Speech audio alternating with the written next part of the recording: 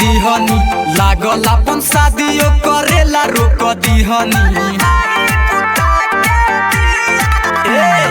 सारा हम कमाइयो करे में झोंक दीहनी लागल अपन शादियों करेला रोक दीहनी। तब हमारा के छोड़ जात बिया अरे पलंग पर कही पिया पिया मारा भाई बुता के दिया। अरे पलंग पर कही पिया पिया मारा भाई बुता के दिया।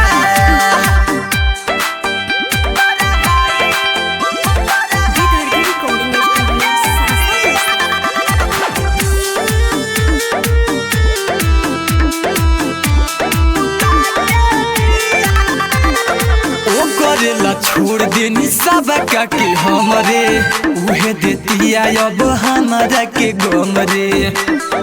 एहो ओ करेला छोड़ देनी सब के हमरे उहे देतिया अब हमारा के गम रे। देखी देखी अब जरतवे जिया पलंग पर कही पिया पिया मारा भाई बुता के दिया।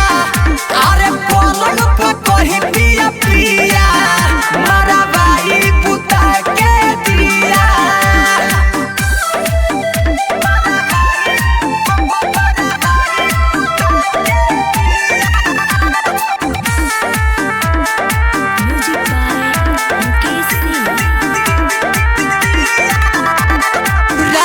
रविंदर कहे ये हो गुडू भाई नइखे बुझात कैसे जिंदगी बिताई।